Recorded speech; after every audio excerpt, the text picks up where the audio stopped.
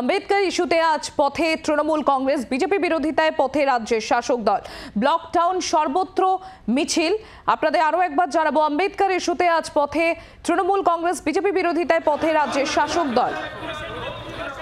প্রবীর চক্রবর্তী আমাদের প্রতিনিধি রয়েছেন আমাদের সঙ্গে। প্রবীর, এর আগে আমরা দেখেছি তৃণমূল কংগ্রেস সংসদ ভবন, সংসদের বাইরেও বিক্ষোভ দেখিয়েছে আম্বেদকর ইস্যুতে। এমনকি মুখ্যমন্ত্রী মমতা বন্দ্যোপাধ্যায় তিনি নিজেও সুর চড়িয়েছেন এই আম্বেদকর ইস্যু নিয়ে। আর এবার রাজপথে তৃণমূল কংগ্রেস।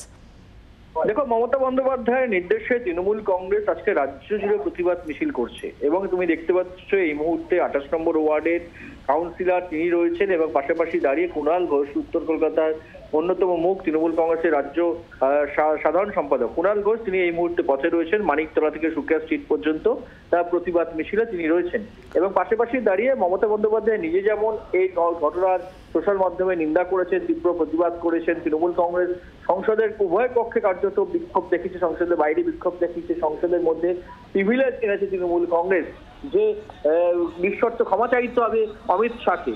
পাশাপাশি দাঁড়িয়ে মমতা বন্দ্যোপাধ্যায়ের নির্দেশে আজকে তৃণমূল কংগ্রেস রাজ্য জুড়ে প্রতিবাদ মিছিলে রয়েছে। সমস্ত ওয়ার্ডে, ব্লকে, টাউনে আজকে তৃণমূল কংগ্রেস প্রতিবাদ মিছিল করবে এবং এই মুহূর্তে তৃণমূল কংগ্রেসের সেই ছবি দেখতে পাচ্ছি যে প্রধান ঘোষের নেতৃত্বে মানিকতলা তৃণমূল কংগ্রেস কিন্তু প্রতিবাদ মিছিল করছে এবং এই ইস্যুটা তৃণমূল কংগ্রেস কিন্তু সহজে হাতছাড়া হতে দেবে না বলে মনে করছে রাজনৈতিক মহল। একদিকে যেমন বি.আর. আম্বেদকরকে অপমান করা হয়েছে বলে অভিযোগ করেছেন মুখ্যমন্ত্রী তৃণমূল নেত্রী, পাশাপাশি দাঁড়িয়ে দলিত সম্প্রদায়ের প্রতি তৃণমূল কংগ্রেস বিজেপির মনোভাব কি তার মুখোশ খুলে গেল বলেও কিন্তু মমতা বন্দ্যোপাধ্যায় তিনি কার্যত কটাক্ষ করেছেন। সুতরাং এই অবস্থায় দাঁড়িয়ে আজকে রাজ্য জুড়ে প্রতিবাদ মিছিল, বিক্ষোভ কর্মসূচি নিয়েছে তৃণমূল কংগ্রেস মমতা বন্দ্যোপাধ্যায়ের নেতৃত্বে বা মমতা বন্দ্যোপাধ্যায়ের নির্দেশে।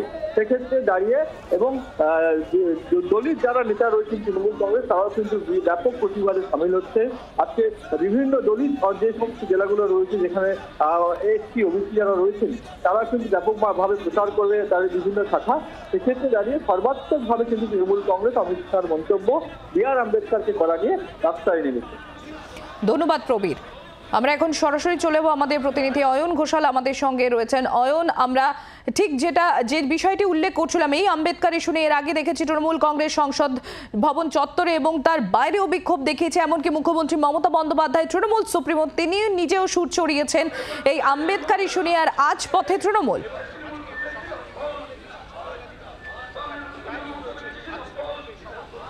বলা ভালো, একেবারে অল আউট গোটা বাংলায় এই প্রতিবাদে নেমেছে তৃণমূল কংগ্রেস এবং ইতিমধ্যেই কলকাতাতে রাজা দীনেন্দ্র স্ট্রিটের ওপর দিয়ে যে মিছিল চলেছে সেই মিছিলের নেতৃত্বে রয়েছেন তৃণমূল নেতা কুণাল ঘোষ।